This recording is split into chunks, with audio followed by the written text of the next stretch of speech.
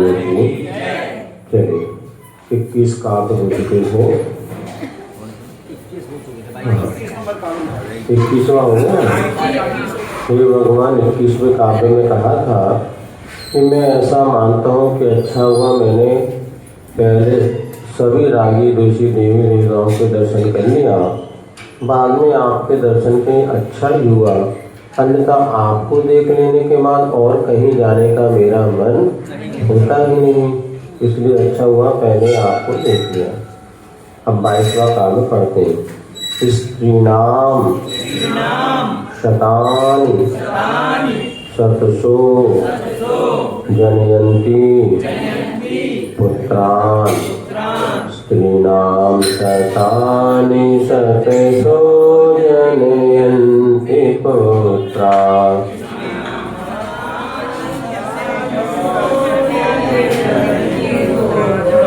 नान्या सुतं तदुपमं जननी प्रसूता।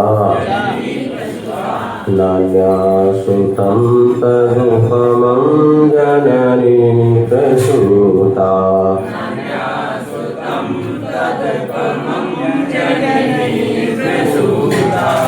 सर्वादिषु ददति भानि सहस्ररश्मिं। सर्वादिषु दधति भानि सहस्ररश्मिं।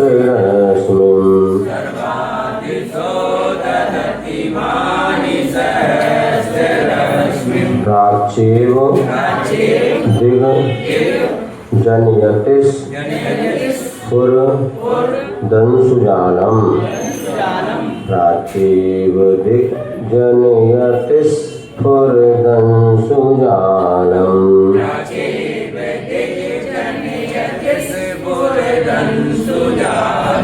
स्त्रीणां शतानि शतसो जनयन्ति पुत्रान्। नाना सुतं तदुपमं जननी प्रसूता। सर्वादिषु ददति भानि सहस्ररश्मिं। प्राच्येव जनयति फुरदंशुजालम्। अब यहाँ पर यह एक ऐसा काव्य है जिसमें उस तीर्थंकर को जन्म देने वाली माँ की प्रशंसा की गई। यद्यपि तीर्थंकर अपने आप में महापुरुष हुआ करते हैं और वही पूजनीय हुआ करते हैं, किंतु जिस तीर्थंकर जैसे पूज्य पुरुष को जन्म देने वाली वो माँ भी कितनी पुण्यशाली और महिमावान होगी, इसकी यहाँ पर चर्चा की गई है। इसका अर्थ ये नहीं समझना चाहिए कि माँ को पूज्य मान दिया तीर्थंकर के समान। कई लोग कहते हैं तीर्थंकर की माँ भी पूजनीय होती, इसलिए अन्य देवियों को भी हम पूजते नहीं। तीर्थंकर के माँ की महिमा इस अपेक्षा से की है क्योंकि जिस संतान को उसने जन्म दिया है वह संतान 3 लोक के पूज्य है। वही बात यहाँ पर कही जा रही है। शतानि स्त्रीणाम शतसो पुत्रान् जनयन्ति। सैकड़ों स्त्रियां सैकड़ों पुत्रों को जन्म देती हैं, क्योंकि स्त्री का स्त्रीत्व इसी में सार्थक है कि वह संतान को जन्म दे दे। तो यहाँ पर गृहस्थ आश्रम में प्रजनों ने प्रवेश किया है, वह इस प्रकार के जब पुत्र का जन्म होता है तो वह परिवार वह स्त्री भी धन्य हो जाती है, क्योंकि धर्म की परंपरा का निर्वाह इसके बिना संभव नहीं। बिना विवाह धर्म प्रवाह आगे बढ़ा क्या, ऐसा प्रवाहित हुआ क्या, ऐसा आचार्य महाराज ने हाई को लिखा है। तो धर्म प्रवाह बढ़ाने के लिए जरूरी है योग्य संतान का होना। इसीलिए जो दंपत्य जीवन को स्वीकार करते हैं उनका उद्देश्य मांग विषय भोग नहीं हुआ करता, किंतु हमारी धार्मिक और संतति परंपरा आगे बढ़ेगी तब यह धर्म का स्थायित्व बना रहेगा।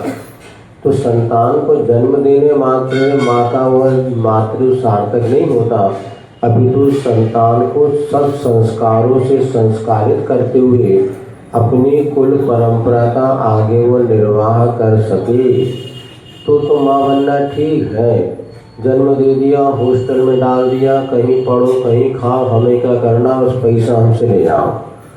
आज ये परंपरा तने बचपन से अब माँ को बच्चों के लिए देने के लिए समय नहीं बचा।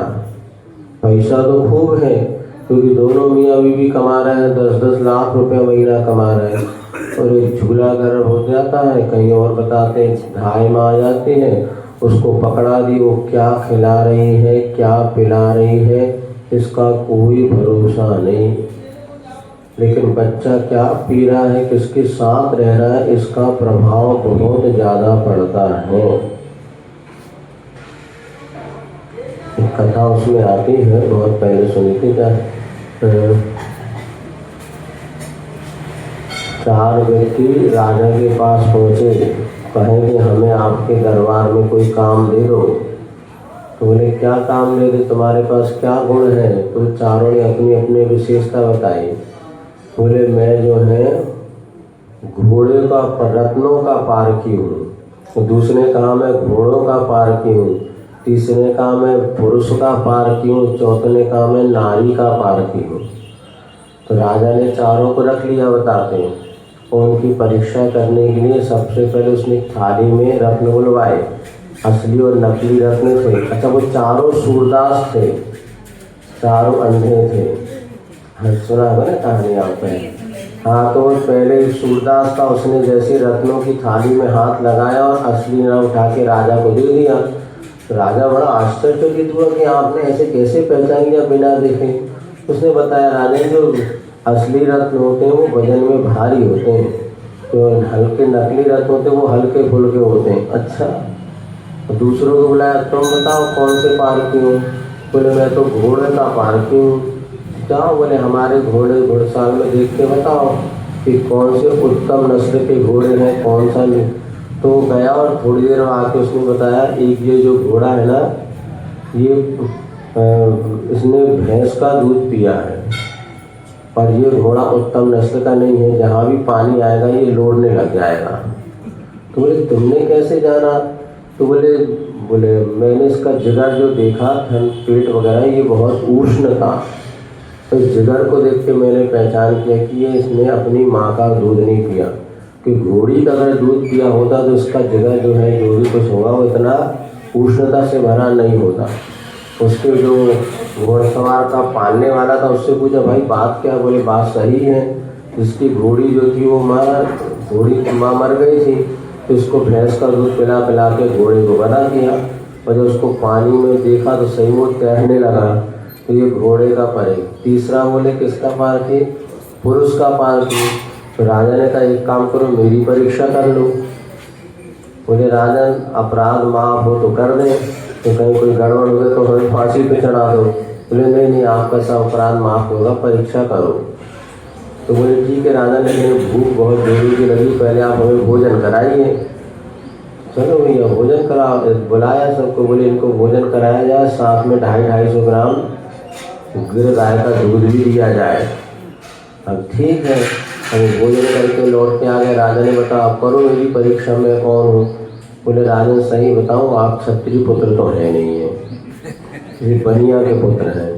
अरे बोले कैसे कह रहे तुम क्षत्रिय? मैं राजा क्षत्रिय का पुत्र नहीं हूँ। बोले राजन जी देखो मेरी परीक्षा तो ये बताती है, पूछ लो। अब रानी को बुलाया, जो माँ थी राजा की माँ।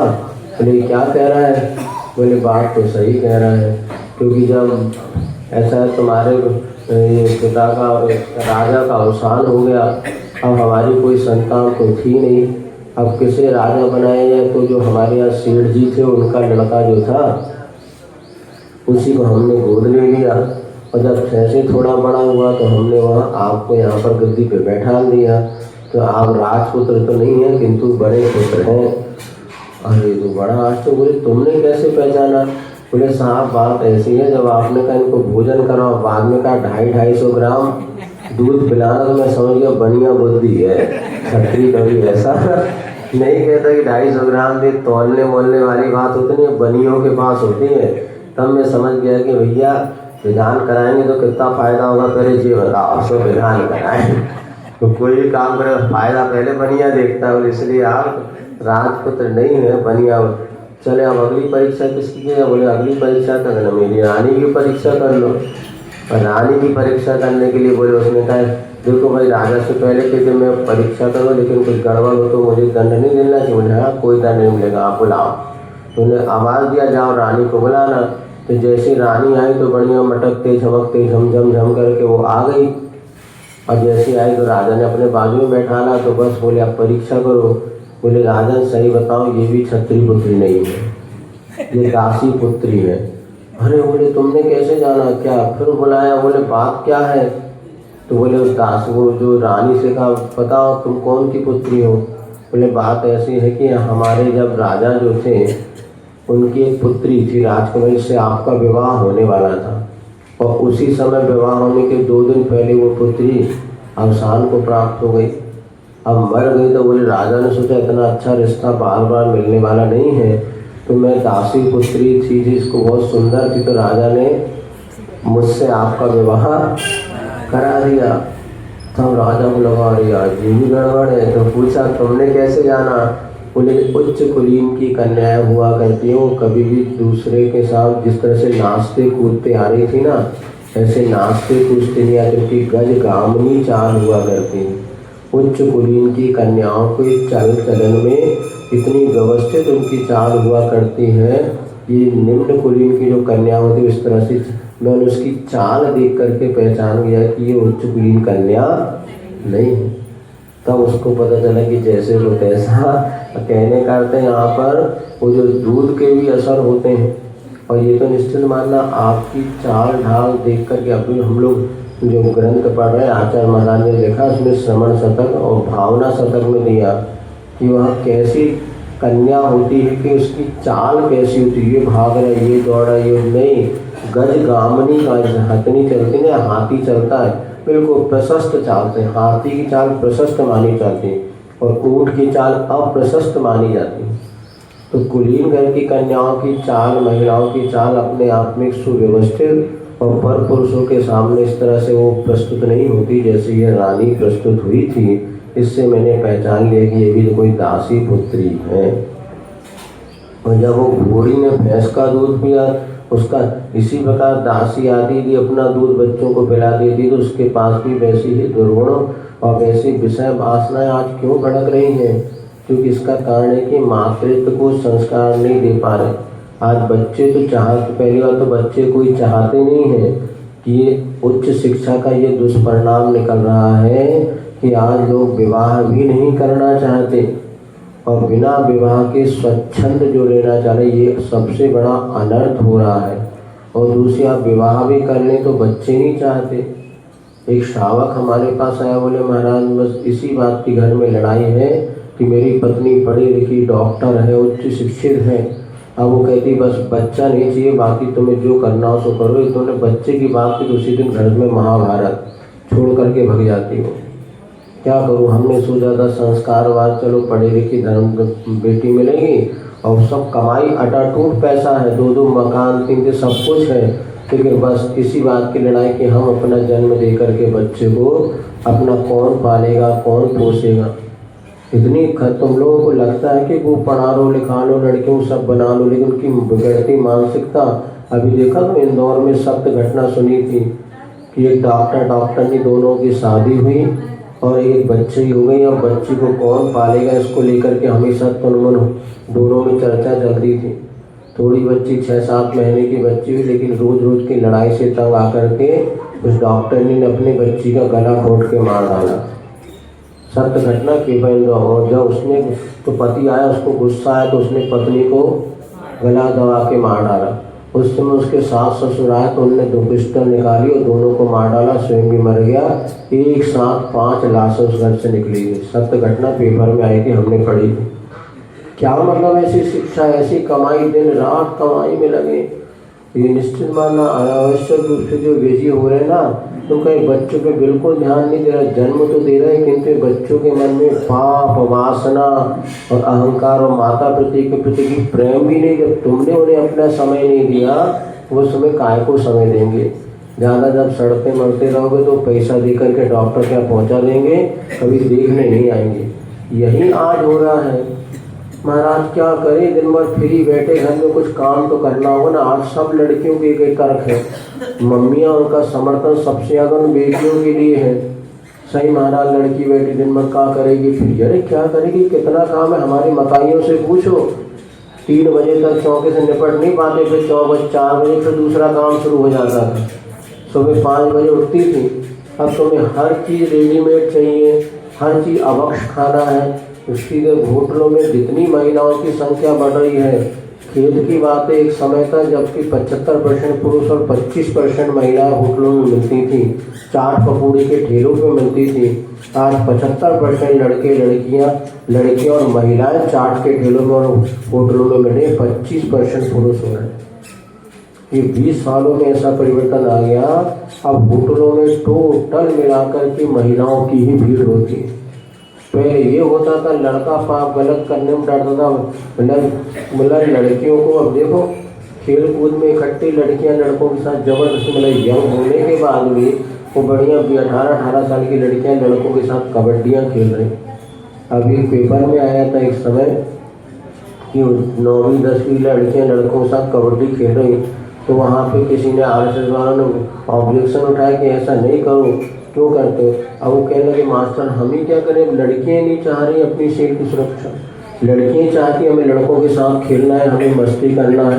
पहले लड़कियाँ डरती थी हम कैसे इसके साथ, अब देखो हमें आशा लगता है यहीं गली से आप निकल जाओ तो लड़कियाँ इस प्रकार से लड़कों को आकर्षित कर रही हैं कि पूरी तरह देखने में अपने 10-10 लड़का और 1 लड़कियाँ, और उनको भय भी नहीं। ये पाप जब मन में पैदा होता ना, ऐसी दुष्प्रवृत्ति हो जाती। देख करके आजकल लग रहा है कि शिक्षा जो हमारे जीवन के विकास चारित्र निर्माण का कारण बन रहा था, इन्हीं गलियों में आप रोज देख रहे होंगे। हम तो एक आध बार आहार को निकलते तभी ये सब नौटंकी दिख जाती, तो मेरे दिन भर बोलते क्या क्या देख रहे होंगे, आश्चर्य लगता। ऐसी बिल्कुल मना क्या ही हो रहा, मतलब जो नारी अपने सिर की सुरक्षा के लिए अनेक कष्टों को सहती थी, आज वही यदि बस ये प्रभाव हो रहा है कि सामने सामने वहाँ बिल्कुल डर भय नाम की तो चीज़ छूट गई, लड़का भी घबरा जाए, क्या करें। लेकिन यहाँ पर महाराज ने उस माँ की प्रशंसा की, इतने ऐसे संतान को जन्म दिया।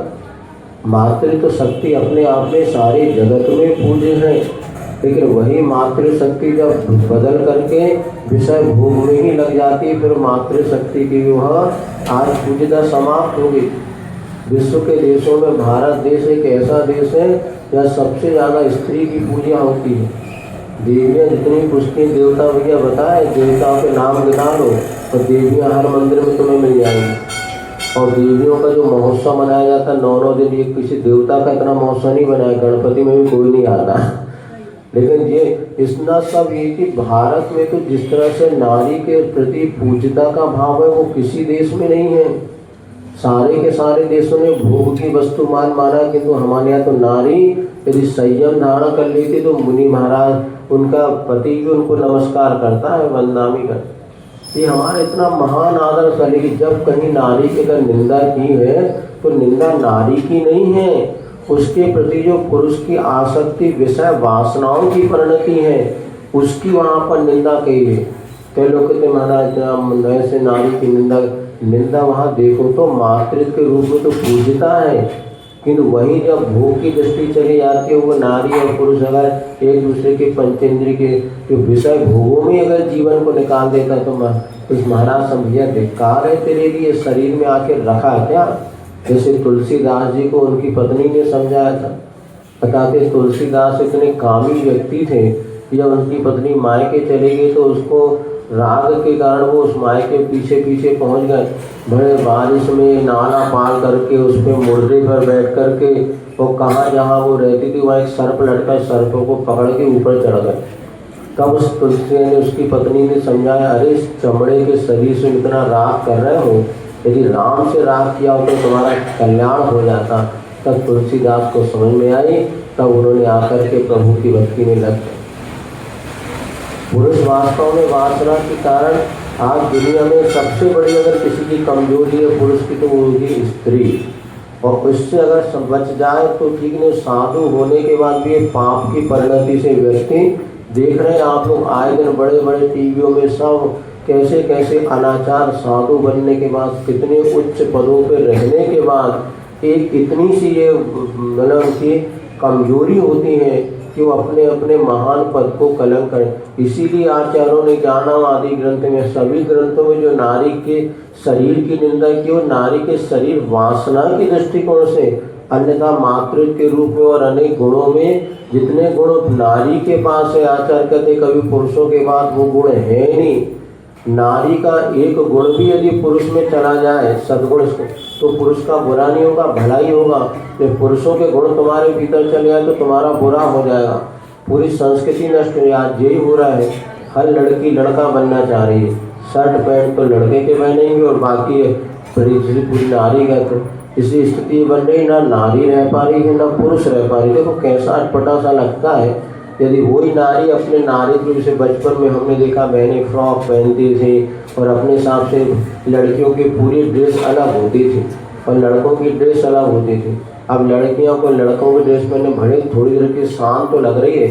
शान लगने का अर्थ है कि आपने अपना को नीचा और कमजोर मान लिया। अरे हमें जो वस्त्राभूषण है ये हमारी पोशाक है, शान है, इसलिए कभी भी उड़ना नहीं। और इसका क्या दुष्परिणाम है कि तुम लोग बचपन से लड़कियों को लड़के के कपड़े पहनाने लगे ना, इससे उनमें भी विचारों की बहुत विपरीतता आती है और लड़कों जैसे दुर्गुण पनपने लगे। लड़कों में ये दुर्गुण होता था, लड़के सप्त व्यसन की हो जाते थे, दारू है, सिगरेट है। आजकल लड़कियां भी सब क्यों करने लगी? तुमने उनके जैसे बचपन से कपड़े पहनाना शुरू कर दिया, ये कर दिया। मतलब बेटा बेटी में कोई फर्क तुमको लगता? बाहरी दृष्टिकोण से तो लगना चाहिए जो है प्रकृति ने जो दिया उसको उस रूप मिला। अब देखो कोई बेटी हो, सुंदर हो, बढ़िया फ्रॉक वगैरह पहनी होती, इसकी अच्छी लगे, साड़ी वगैरह चौके। अब तुम उसको वही जीन्स पैंट टी शर्ट पहना दे तो ना मोड़ी समझ में नहीं आती और धीरे धीरे वो ऐसे ही संस्कार होते हैं। इसलिए नारियों में पुरुषत्व के संस्कार आएंगे तो नारी परंपरा नष्ट हो जाएगी। विदेशी महिलाएं आजकल भारतीय विज्ञान को अपना रही हैं, पूरा गांव एक समस्या तो ये है कि हर विदेश में भारतीय परंपरा बढ़े और अपने आप पश्चिमी कल्चर हो रहा है और सारे अब इसका दुष्परिणाम भुगत रहे हैं लोग, भुगतेंगे। इसका बहुत दुष्परिणाम है। वो तो प्रसंग था तो आपको बता दिया कि सैकड़ों स्त्रियां सैकड़ों पुत्रों को जन्म देती हैं, किंतु नान्या सुतम तदुपम जननी प्रसूता। आपके समान पुत्र को जन्म देने वाली नारी धरती पर कोई दूसरी नहीं है, क्योंकि सर्वा दिशो दहति वाणी सरस्वती। सारी दिशाएं जो है नक्षत्रों को धारण करती हैं, किंतु सहस्र रश्मि यानी पूर्व दिशा ही, सहस्र रश्मि माने होता है सूर्य और भाली माने होता है नक्षत्र। सभी दिशाएं नक्षत्रों को, तारों को तो धारण करती हैं, किंतु सहस्र रश्मि यानी सूर्य को, कैसा है सूर्य? स्फुर धनुष जानम, हजारों किरणें जिसमें से निकल रही हैं, ऐसे सूर्य को जन्म देने वाली तो कोई पूर्व दिशा ही हुआ करती है। सभी दिशाएं सूर्य को धारण करने वाली पूर्व दिशा हुआ। ऐसी वो माँ कैसी संस्कारवान होती होगी जो ऐसे पुत्र को जन्म देती। बड़ा इसमें सब इतिहास आप पढ़ो तो संतान को जन्म देना कोई ये पाप की क्रिया नहीं है। पंच कल्याणक में 2 कल्याणक होते, गर्भ कल्याणक के लिए गर्भ धारण करना इतनी सात्विक और धार्मिक अनुष्ठान की क्रिया है। जब पति पत्नी बनना फिर भी एक प्रकार से पुण्य की बात है, किंतु माता पिता बनना एक साधना हुआ करती है। अपने सुखों को त्याग करना होता है। जब संतान गर्भ में आ जाती है तभी से माता पिता सात्विक आचरण करते हैं, क्योंकि जैसा हम करेंगे वैसे गर्भ में शिशु पर भी संस्कार पड़ेंगे। वो 9 महीने का काल अपने आप में इतना महत्वपूर्ण काल होता है, क्योंकि आप अकेले नहीं, अब किसी जीव को संस्कारवान बनाना है और वहाँ पर साधना प्रारंभ होती। जन्म होने के बाद अभी तक पति पत्नी अपने सुख के लिए जीते थे, अब अपने सुख के लिए नहीं, संस्कारी संतान के लिए जीते हैं और वो बच्चे की सुरक्षा करते हुए अपने इच्छाओं की भी पूर्ति करते हैं, लेकिन बच्चे के मन में गलत प्रभाव ना पड़े इसका भी ध्यान रखते हैं। भले वो 2 महीने का बच्चा हुआ, भले वो सारी चीज़ें वो जानता है, देखता है, समझता है। अभिमन्यु ने तो गर्भ में रह कर के चक्रव्यूह में प्रवेश करने की कला सीखी। अब ये समय जो साथ अब वैसे धीरे धीरे जागृति तो आ रही है, लेकिन फिर भी जो है वो ठीक है, बाकी अन्य तो बहुत प्रकार का ये दुष्परिणाम चल रहा है। कितने गर्भपात कराते, कितने जीव हत्या हो रही है। ये सब जब से शिक्षा पद्धति का विकास हुआ है ना, तब से दुष्परिणति बढ़ी। देखना जो अनपढ़ लोग हैं वो कभी गर्भपात जैसे पाप नहीं कराते, क्योंकि उनको पता भैया एक तो संतान होगी, क्या जरूरत, कोई दिक्कत नहीं, आ जाएगी, पल जाएगी। अब देखो हम रास्ते में जाते हैं, लोगड़िया वगैरह जो मिलते ना, 3-3, 4-4 बच्चे अभी यहाँ वो मिलते हैं वहाँ, और खूब आराम से रह रहे हैं। अभी एक एपिसोड भी आया था, उसमें आप सत्यमेव जयते में कि अमीर का गरीब कभी गर्भपात नहीं करा रहा। ये अमीर लोग जिनके पास अटाटूट पैसा है, क्यों 2 से तीसरी संतान नहीं चाहिए। अरे कोई खुदा गजब हो गया क्या, जब हमारे शासक यदि तीसरी संतान कोई पाप कर लिया क्या हमने? अगर हम लोग 5-7 भाई बहन हैं तो हम कहाँ से आते बताओ? वही 5 बन्ना 2 भैया थे, तब 7वें 6वें नंबर तो 6वें 7वें वो एक महाराज बन गए, कारीगर बन गए, 7 के तो 2 बन गए। अब तुम्हारे क्या करो बताओ? एक तो हुई, वो भी लीपन के ना भूतन गए। हाँ सोचो 5-7 भाई बहन, विद्याधर जी 5-7 तो बन गए, निकल गए। अब अकेला लड़का दुकान संभालेगी, मंदिर जाएगी, ये करेगी, और ये क्या मतलब मिथ्या धारणा बन गई हमें इतना बुरा कि बस या तो 2 लड़की होगी तब तीसरा लड़का ही नीचे। अरे क्या बात है, 3-4 यदि अब बेटी होंगे, बस 2 बेटी हो गई, अब क्लोज बोले, अब तीसरा बच्चा नहीं, क्यों बस हो गया, अब कहाँ तक पालेंगे? अरे तुम सब तुम्हारे चिंता नहीं करो, सब अपने अपने पुण्य योग से आते हैं। कई जगह में 2 बेटियां हैं, तीसरा कुछ नहीं, कई जगह 2 बेटे हैं, तीसरा कुछ नहीं। अरे बेटा बेटी दोनों घर के लिए आवश्यक है। जैसे आपके शरीर में 2 पैर 2 हाथ जरूरी है। देखना जिन घरों में बेटियां नहीं होती ना, वहाँ के घरों में वो प्रेम वात्सल का वातावरण नहीं होता। कितने लड़के 4-4 हो जाए, लेकिन एक बहन हो तो इधर लड़कियां लड़के तो डिसिप्लिन नहीं रहता। वो भाई बहन का जो प्रेम जो आनंद होता, ये बात हम इसलिए अन्यथा नहीं ले, क्योंकि यहाँ पे प्रसंग आज आया है।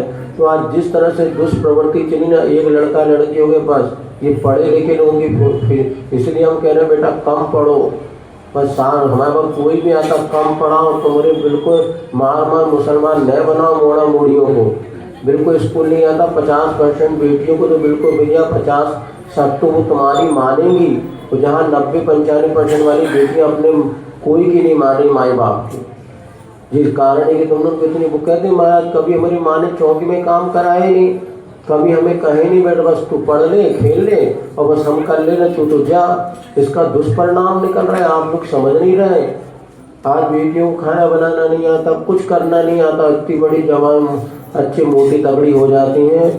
हमें देख के गुस्सा आती है लोगों को, टिका 20-22-25 साल की उम्र में कुछ बनाना तक नहीं आता। हम इसलिए बार बार एक आध कबूतर दिख जाए अशोक गार्डन में, सपने में एकाध दिन धोखे धड़ाके से कोई चौका में दे जाए, है सबके घर में।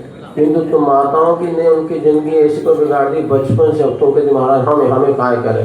अरे तुमने ध्यान दिया नहीं महाराज, हमने कहा ध्यान दिया तो हो ही नहीं सकता। जाके जैसे जाके जैसे बाप बताई ताके जैसे लड़का, और जाके जैसे नदिया नारे ताके वैसे भर का, ऐसे कभी कहाँ बात है। कुछ चीज़ 100 पढ़ना, मम्मियों मानो न मानो माता पिता की गड़बड़ी है, जो संतान आज आपके कंट्रोल में नहीं है। बारे से काहे न समारे, एक और कहावत है, बाल मूछ नारी बारे से काहे न समारी।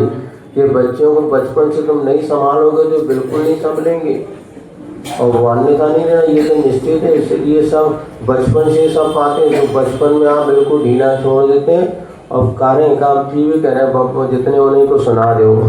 लेकिन ये सब बातें विचारणी हैं, और हम सोच रहे कुछ नहीं। लेकिन यदि आपने बेटियों को संस्कार नहीं दिया, आपने समाज के प्रति अपराध किया है। ये आप अपने लिए नहीं, तुम तो चलिए ठीक है 4 बार परेशान छोड़ दें, मूड़ी कहूँ ब्याह कर दे, खत्म, टेंशन फ्री। तुम कहेंगे वहाँ जो जाएगी वो घर को नरक बना देगी। या जहाँ पतियों का जीवन ऐसा नरक बन रहा है कि आज बहुत पुरुष डर रहा है आज शादी करने में। महाराज जी पहले जोमेटो एक ही कंपनी थी, ऐसी लड़कियों की वजह से अब कम से कम 8-10 कंपनियां हो गई। क्या जोमेटो नाम की कंपनी, जोमेटो, हाँ जोमेटो कर ठीक है। तो सबसे बड़ी बात तो जो कमा रहे हैं ना, तो समय नहीं बनाने का भैया, ऑर्डर देती है 8 चीजें ऑर्डर दे दो। जोमेटो से माल आ गया, उसमें क्या आप देखो तो जहाँ वो बनाते हैं ये जोमेटो में तुम्हें दिख रहा खाने वाला भोजन जहाँ वो बनता और पैक होता है वहाँ जाके देख लो। अभी कल वो बता रहे थे कोलगेट का जो एडवर्टाइज, कोलगेट कैसे बनता है, सीधे ट्रकों से हड्डियाँ निकल रही हैं, हड्डियों के टुकड़े टुकड़े कर रहे हैं, पाउडर हो रहा है इनका। कल वो वीडियो दिखाई किसी ने हमें शाम को, कोलगेट बनता हुआ, मतलब कितनी हड्डी का चूरा तुम्हारे दांतों में घिस गए। देखो स्पष्ट बता रहा हूँ, कोलगेट कंपनी का पूरा दे रहा है। हमने कोलगेट, हमने कहा नहीं है दूसरे, बोले दिखा नहीं कोलगेट का स्पष्ट। हम तो पहले सुन, कल तो पूरा दिखाया कि बड़े बड़े हड्डा जहाँ पे मरगर खा रहे हैं कसाई खानों से, उसको देखा ना। अब वो बताओ, अब ये तो हम लोग कैसे क्या करें। बहुत ही लगता पाप पतन का काल आ रहा है। तब तो कैल्शियम मिलेगा। सबसे बढ़िया कैल्शियम तुम्हें चाहिए ना, कि मीठी नीम होती ना, मीठी नीम करें, इतना पावरफुल कैल्शियम का साधन है मीठी नीम। और अभी तो हर लोग प्रायः घर में, हम लोगों को मिल ही जाता, तुम लोग भी अपने भोजन में मीठी नीम को शामिल कर लो, तो सब कैल्शियम ऐसे को। अरे हमारा कहना, पहले लोगों के पास कैल्शियम था कि तुमसे कई गुना, तो बेटा तुम 2 नहीं जन्म दे पा रहे, फिर 10-10 बच्चों को जन्म दे। बाबा देखो हमें शाम से ठंड खड़े हैं, तुम्हारे बेटा 2 ही में टाटा फिर सो रहे हैं। तुम्हारी सासों को देखो ना, अपनी सास बहू की लड़ाई करा दो, कबड्डी कौन जीतेगा बोलो। अब जो देखो इस उम्र में है कोई ऐसा कर लो, बोलो बेटा हमें 50 साल से ढीर हुए बारे। कितने मोड़ा मोड़ी है, 5-7 होंगी है बाबा। कितने मोड़ा मोड़ी है, 5 ठीक है, सस्ते में तुम भी कम में निपट गए। हाँ देखो, ये सुनो, ये तुम जितना कैसी दुनिया की फितूरी है, इसीलिए अब चलो कहाँ बताया ज़्यादा। और सबसे बढ़िया माता, यदि माँ चाहती है मेरी बच्ची हमेशा स्वस्थ रहे, तो माँ को अपने पास बेटी को सुलाना चाहिए जब तक उसकी शादी ना हो जाए। और बाप को अपने बेटे को साथ में सुलाना चाहिए जब तक कि बेटा बड़ा ना। और सारे अनर्थ इसलिए हो रहे हैं, तुम लोग 8-10 साल के बेटा बेटी हुए नहीं, उनके अलग बेडरूम बनाने लगे, अलग बेडरूम रहते, बच्चे अलग सोंगे, मम्मी पापा अलग सोंगे। अब तुम अपनी वासना के लिए अपने बच्चों का जिंदगी का बलिदान कर रहे हैं। कभी नहीं है, जिस जगह उन्होंने बताया था, ये जो माता पिता चाहते हैं हमारे बच्चे दुष्कर्म में ना फंसे, अपने सांस सुनाओ, अपने थोड़ा सा कंट्रोल करो परिणामों पर। ये बच्चे को जन्म देना माने तुमने एक भगवान को पैदा किया है। एक भगवान बनाने में जितनी मेहनत लगती है, उतनी संतान को बड़े करने में मेहनत लगती। इतना त्याग करना पड़ता। पहले भी तो माँ बाप हुआ करते थे, पहले तो एक ही कमरे में पूरे 7-8 मोड़ा मोड़ी माँ बाप सब थे कि नहीं। कैसे वो भी अपनी जिंदगी जीते थे, वो भी राग रंग करते थे, लेकिन उसके बाद भी बच्चों को पालन पोषण करते थे। ये क्या दशा हुई कुछ समझ में नहीं आता। 12-13 साल और नहीं, बुआ है दादी है उनके पास छोड़ दिए, और नहीं है तो अलग से बेडरूम बना दिया, अकेला बेटा बेटी वहाँ रह रहे। अब तुम्हें पता ही नहीं, रात में मोबाइल चला रहे, क्या अनर्थ कर रहे। तुमने तो छोड़ दिया भैया, 12-15 साल के बच्चा बच्ची हो गए, अब उनका अलग रूम बना दो, वहीं वो पढ़ेंगे फिर। और ये क्यों छोड़ा तुमने, मत अपने उसकी रात रंग की पूर्ति के लिए। नहीं, माता पिता बनना बहुत बड़ी साधना है। या तो बनो, नहीं बनो तो इतना क्या रखो, स्वयं पालो, उनको समय दो। नौकरी करने के चक्कर में बच्चों को कोई समय नहीं दे रहा है, और बच्चे जब बड़े होकर डिस्टर्ब हो जाते तब कहते हैं हमने तो सब कुछ किया। इसलिए वो तुम्हारी परवरिश है, तुमने उनको प्रेम दिया नहीं, पैसा दिया, तो जैसा दोगे वैसे तो रिवर्स मिलेगा ना। जिन्होंने बच्चों को प्रेम दिया वो देखो बच्चे माता पिता को प्रेम देते हैं, जिन्होंने पैसा दिया वो पैसा देते हैं। टाइम तुम देते नहीं बच्चों को, समय बिल्कुल नहीं है। बच्चा 4 बात पूछे तो बताने का समय नहीं। एक बात पहले कैसे बच्चे बड़े होते हैं देखो, बहुत बड़ी बात है भैया। संभालो, बाकी कठिन बहुत है। हम भी प्रवचन कर सकते हैं, लेकिन संभालना बहुत कठिन हो रहा है। अब देखो बहुत आश्चर्य लगता, हम तो यहाँ नहीं पूरे देश 350 घर की समाज और 3.5 मोड़ा मोड़ी नहीं दिख रहा। 3.5 का तो 10 साल से जो 10 साल के मोड़ा मोड़ी आधे मान लो, तो 10 से ऊपर वाले 20 तक के पूरे मान लो है। और बच्चे अरे पढ़ना है, टाइम कहाँ होगा, अभी तो कहाँ 3 में 10 ही बजे खबर से पुस्तक बंद कर रही है। 10 बजे अभी तो सुना, अभी तो शुरुआत हुई है। ऐसा तो इस प्रकार से बहुत है, इसको समझना चाहिए और आगामी आने पीढ़ी को समझ। और ये एक शुरू करो, तुम लोग बच्चे जब बच्चियां की देशों की प्रशंसा करो, बच्चे प्रशंसा के भूखे हुआ करते हैं। अब तुमने जैसे लड़की ने 30 दिन साल और हाफ पैंट में तो कितनी स्मार्ट दिख रही कह दिया, अब उसकी आदत बन गई। वहीं जब फ्रॉक पहनी तुम प्रशंसा कर देती थी ना, अपने आप वो महिला का स्त्रीगत जो पर्याप्त कहना चाहिए पहनावा, उस पहनने में देखो कितनी सुंदरता लगती। अब तुम ही लोग देख लो, जो बोलो ना मानी हो, यदि तुम लोग सलवार सूट पहन के आ जाओ, साड़ी पहन तो कितना अंतर लगता है। साड़ी में मातृत्व झलकता है और बाकी सारा समय आपको सुविधा भले हो गई, किंतु वो अपना कहना चाहिए नारित्व का गौरव उसमें वो दिखता नहीं। अब मंदिर तो सब साड़ी पहन के आ जाए, लेकिन मंदिर भी अब बहुत, और बाद में अब देखो जो अब ये परंपरा ये भी हटाना चाहिए, साड़ी का प्रयोग मंदिर में होना चाहिए अनिवार्य रूप से। सूट आदि कहीं घूमने गए, पिकनिक शादी, अब देखो हम कहते देखो पहले क्या होता था, बड़े बुजुर्गों के सामने पल्ला किया जाता था। अब भगवान के सामने आओ तो उसकी मर्यादा, ये अपने और बड़े बुजुर्ग बब्बा के बब्बा है, आदिनाथ भगवान पारसनाथ, ये तो और अपने, और गुरु तो अपने बाप है बेटा। पहले ससुर के सामने पर्दा करके कि गुरु अभी हम शिखर जी में देखे सब मर्यादा न, अच्छी डुकलियाँ 60-60 70 सब सलवार सूट में।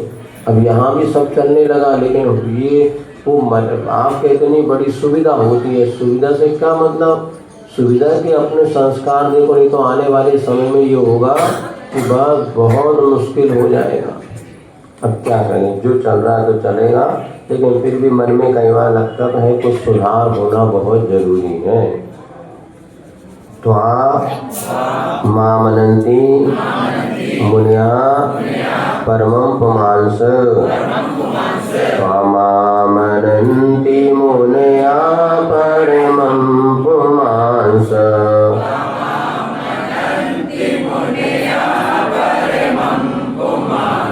मादित्य वर्ण ममलम तमसः पुरस्तात्, मादित्य वर्ण ममलम तमसः पुरस्तात्,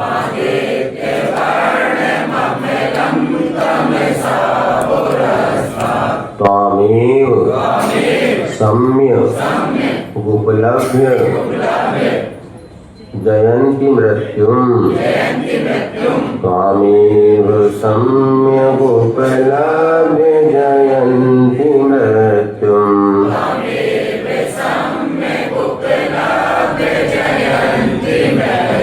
नान्यः शिवः शिवपदस्य मुनीन्द्र पंथः, नान्या सेवा शिवपदस्य मुनीन्द्र पंथा,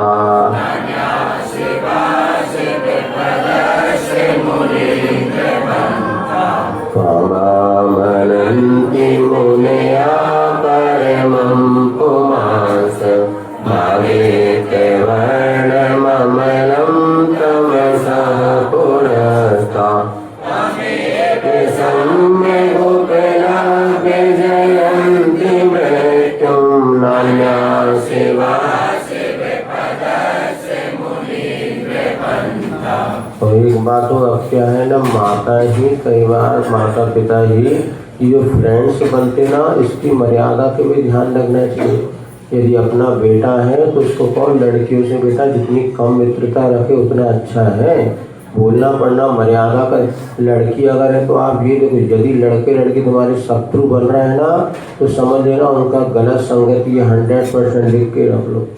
इस लड़कियों की ज़्यादा लड़के फ्रेंड होते हैं, लड़कों की लड़कियां फ्रेंड होती हैं, ये अपने माँ बाप उनके कांटे जैसे चुभते हैं।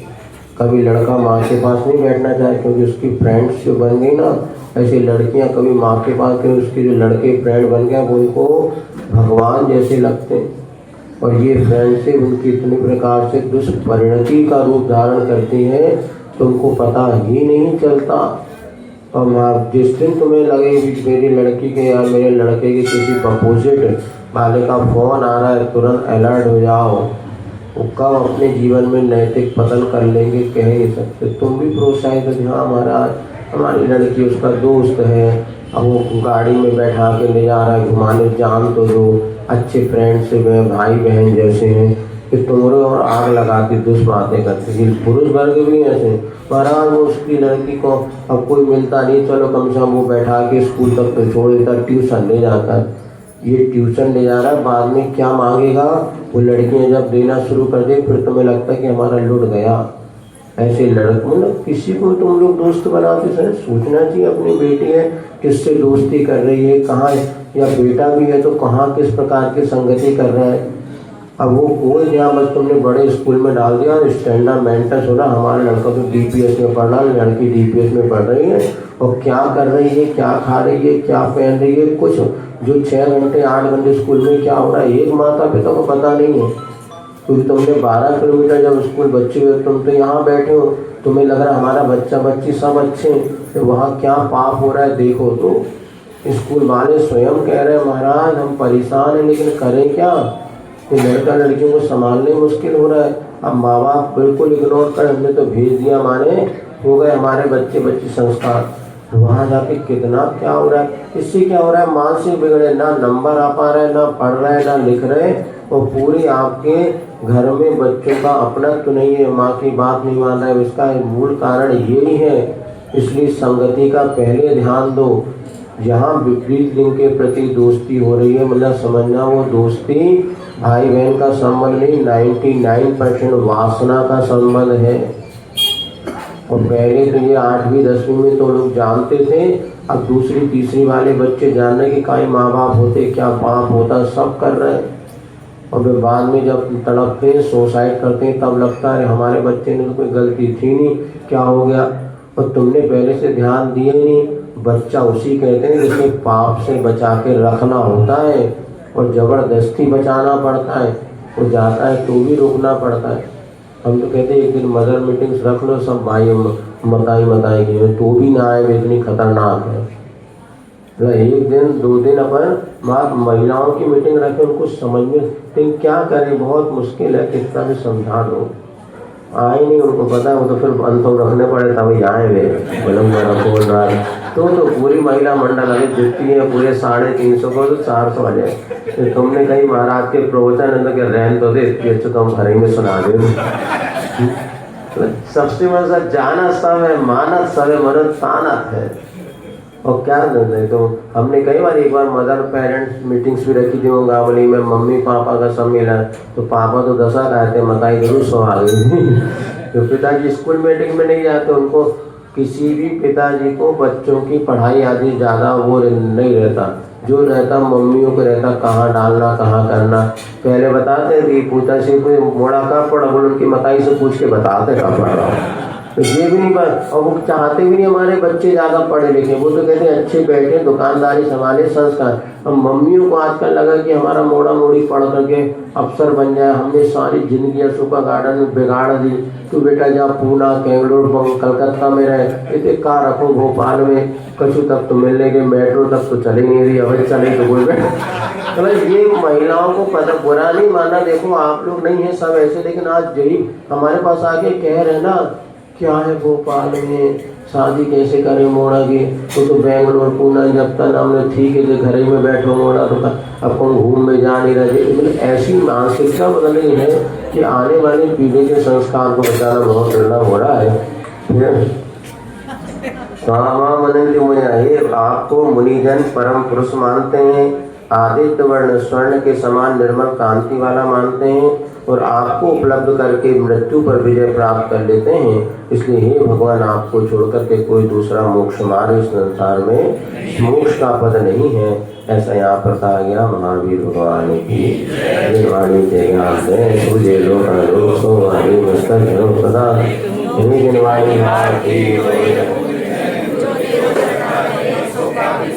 हे